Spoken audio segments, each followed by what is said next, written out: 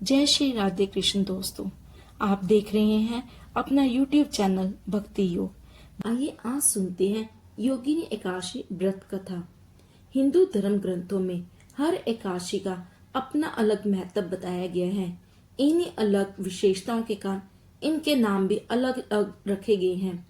प्रत्येक वर्ष में 24 एकादशियां होती हैं। मल मास की एकादशी को मिलाकर इनकी संख्या 26 होती है। इन्हीं एकादशियों में एक एकादशी आषाढ़ मास के कृष्ण पक्ष की एकादशी, जिसे योगिनी एकादशी कहते हैं।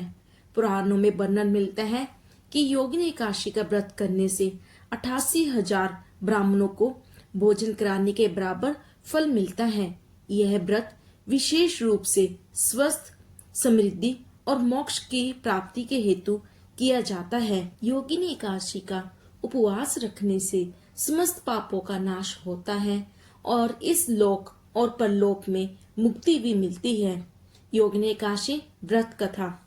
महाभारत काल की बात है कि एक बार धर्मराज युधिष्ठिर ने भगवान श्री कृष्ण से कहा कि हे त्रिलोकीनाथ, मैंने ज्येष्ठ माह के शुक्ल पक्ष की निर्जला एकादशी की कथा सुनी। अब आप कृपा करके आषाढ़ माह के कृष्ण पक्ष की एकादशी की कथा सुनाइए। इस एकादशी का नाम तथा महत्तम बताइए। सो अब मुझसे विस्तार पूर्वक बताएं। श्री कृष्ण ने कहा, हे पांडुपुत्र, आषाढ़ माह के कृष्ण पक्ष की एकादशी तिथि का नाम योगिनी एकादशी है। इसके व्रत से सभी पाप नष्ट हो जाते हैं। यह व्रत इस लोक में भोग तथा परलोक में मुक्ति देने वाला है। हे धर्मराज, यह एकादशी तीनों लोकों में प्रसिद्ध है। इसके व्रत से सभी पाप नष्ट हो जाते हैं। तुम्हें मैं पुराण में कही हुई कथा सुनाता हूँ, ध्यान पूर्वक सुनना। कुबेर नाम का एक राजा अलकापुरी नाम की नगरी में राज्य करता था। वह शिव भक्त था।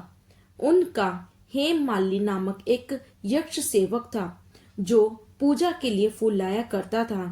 हेममाली की विशालाक्षी नाम की एक अति सुंदर स्त्री थी। एक दिन वह मानसरोवर से पुष्प लेकर आया, किंतु कामासक्त होने के कारण पुष्पों को रखकर अपनी पत्नी के साथ रमन करने लगा। इस विलोक विलास में दोपहर हो गई।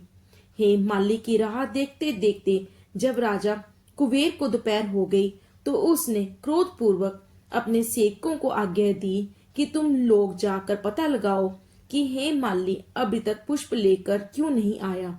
जब सेवकों ने उसका पता लगा तो कीन लिया तो राजा के पास जाकर बताया, हे राजन, वह हेममाली अपनी स्त्री के साथ रमन कर रहा है। इस बात को सुन राजा कुबेर ने हेममाली को बुलाने की आज्ञा दी। डर से कांपता हुआ हेममाली राजा के सामने उपस्थित हुआ।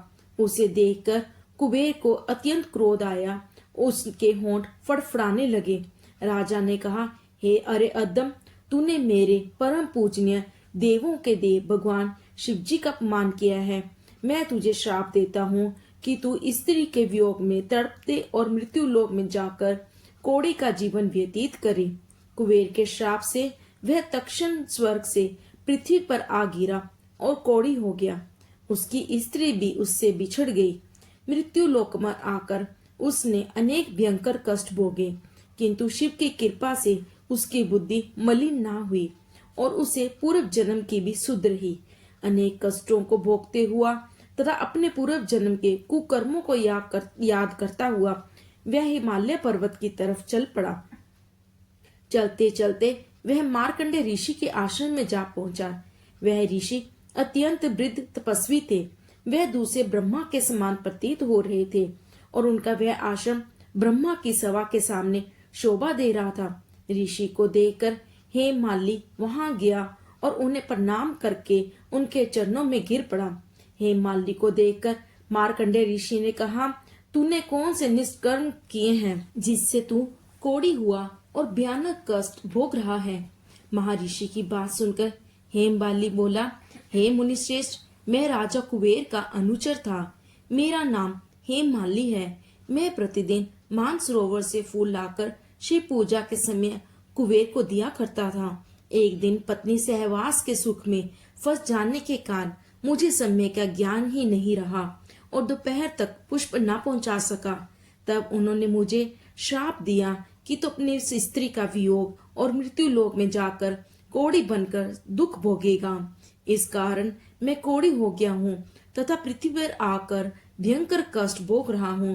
अतः कृपा करके आप कोई ऐसा उपाय बताए जिससे मेरी मुक्ति हो। मार्कंडे ऋषि ने कहा, हे माली, तूने मेरे सम्मुख सत्य वचन कहे हैं, इसलिए मैं तेरे उद्धार के लिए एक व्रत बताता हूँ। यदि तू आषाढ़ माह के कृष्ण पक्ष की योगिनी नामक एकादशी का विधान पूर्वक व्रत करेगा तो तेरे सभी पाप नष्ट हो जाएंगे। महर्षि के वचन सुन हेममाली अति प्रसन्न हुआ और उनके वचनों के अनुसार योगिनी एकादशी का विधान पूर्वक व्रत करने लगा। इस व्रत के प्रभाव से अपने पुराने स्वरूप में आ गया और अपनी स्त्री के साथ सुख पूर्वक रहने लगा। भगवान श्री कृष्ण ने कहा, हे राजन, इस योगिनी एकादशी की कथा का फल 88,000 ब्राह्मणों को भोजन कराने के बराबर है। इसके व्रत से सभी पाप नष्ट हो जाते हैं और अंत में मोक्ष प्राप्त कर प्राणी स्वर्ग का अधिकारी बनता है। यह योगिनी का व्रत ऐसा पुण्यशाली है कि 88,000 ब्राह्मणों को भोजन कराने से जो फल मिलता है वही फल योगिनी एकादशी का व्रत करने वाले मनुष्य को मिलता है। योगिनी महान पापों को शांत करने वाली और महान पुण्य फल देने वाली है। इस महात्म्य को पढ़ने और सुनने से मनुष्य सब पापों से मुक्त हो जाता है। बोलो श्री हरि विष्णु भगवान की जय, माता लक्ष्मी की जय। तो ये थी योगिनी एकादशी व्रत कथा। आप सबसे निवेदन है, प्लीज मेरे इस चैनल को सब्सक्राइब करें, लाइक शेयर एंड कमेंट करना ना भूलें। धन्यवाद। आपका दिन मंगलमय हो।